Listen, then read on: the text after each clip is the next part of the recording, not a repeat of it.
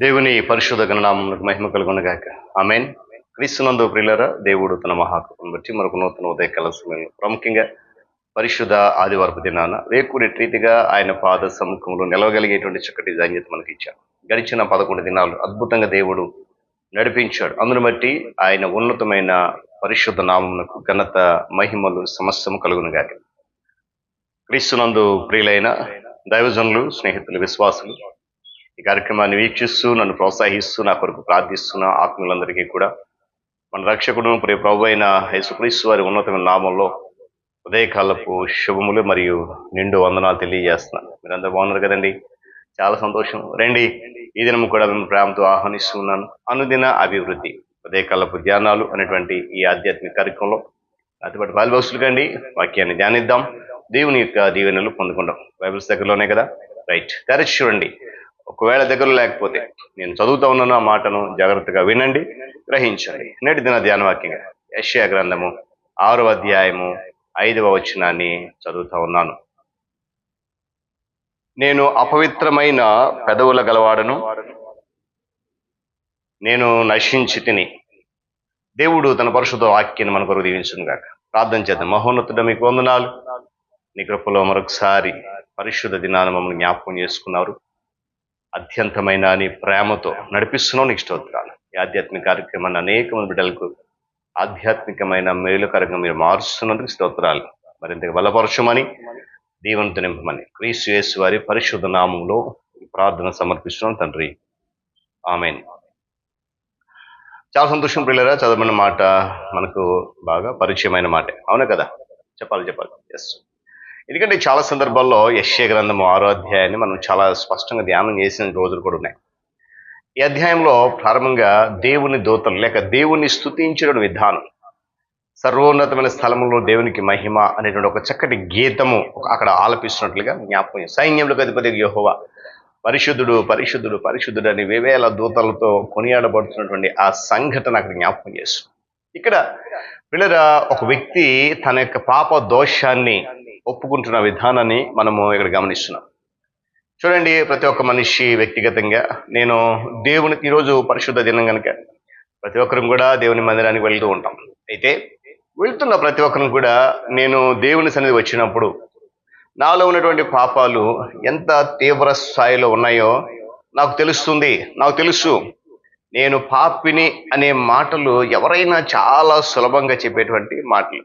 ఎవరైనా చెప్పేస్తారు, అవునండి నేను పాపినండి, నేను పాపం, నా పాపము నాకు తెలుస్తుంది, చాలా సులభంగా చెప్పేటువంటి మాటలు.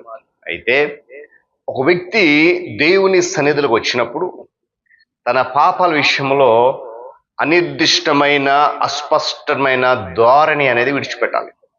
ఏదో నేను పాపిని విడిచిపెట్టే అలా కాదు. ఆ స్పష్టత రావాలి. అస్పష్టమైన మాటలు, అనిర్దిష్టమైనటువంటి ఆలోచన ధోరణిని మనము విడిచిపెట్టాలి. ఎప్పుడు? దేవుని సన్నిధికి మనము వస్తున్నప్పుడు. దేవుని స్తోత్రం చెప్పండి కదా. హల్లెలూయా. ఏమండి, ఇక్కడ ప్రవక్తుడు యెషయా తనలో ఉన్నటువంటి దోషాన్ని నిర్దిష్టంగా గుర్తించాడు. ఏమంట? తనలో ఉన్న దోషం ఏదైతే ఉందో దానిని నిర్దిష్టంగా గుర్తించాడు కనుక ఏమన్నాడు? అయ్యో, నేను అపవిత్రమైన పెదవులు గడవాలను, అపవిత్రమైన జనుల మధ్య నివసిస్తున్నాను, నేను నశించిపోయాను. వీళ్ళని మనము కూడా ఆ మనలో ఉన్నటువంటి పాపాన్ని, మనలో ఉన్నటువంటి దోషాన్ని, మనలో ఉన్నటువంటి అతిక్రమాన్ని సూటిగా గుర్తించాలి, స్పష్టమైన రీతిలో గుర్తించాలి.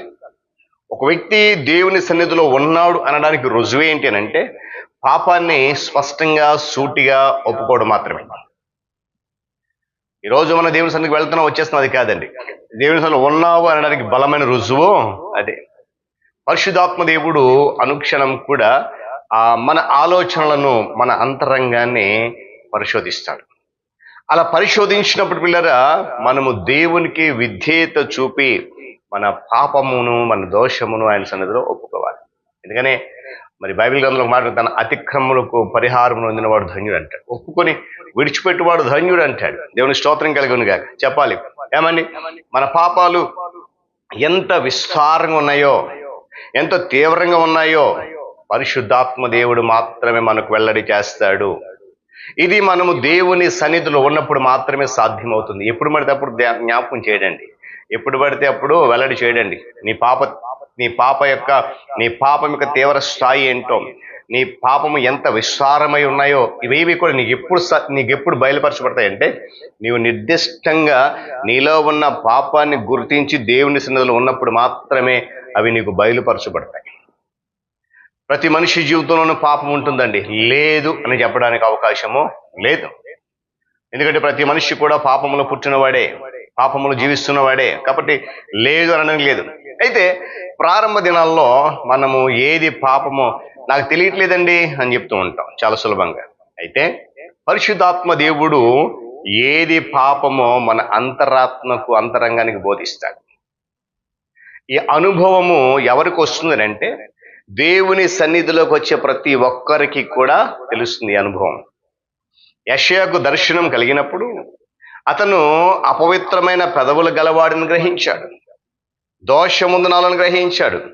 ఆ తర్వాత మాట ఉంటది, బలిపీఠం మీద నుండి కారుతో తీసిన నిప్పుని చేతపట్టుకుని నా యొద్దకు ఎగిరి వచ్చి నా నోటికి దాన్ని తగిలించి, ఇది నీ పెదవులకు తగిలిన గనుక నీ పాపములు ప్రాయశ్చిత్తమాయెను, నీ దోషము తొలగిపోయినని చెప్పింది దావీదు. పిల్లల పాపము తీవ్రంగా ఉన్న చోట నిప్పుతో శుద్ధి చేయబడాల్సిందే. ఈరోజు ప్రియులరా, ఉదయకాల సమయంలో పరిశుద్ధ ఆదివారపు దినాన వ్యక్తిగత పాపపు తీవ్రత ఎంత ఉందనేటువంటి గుర్తింపు మనకు రావాలి.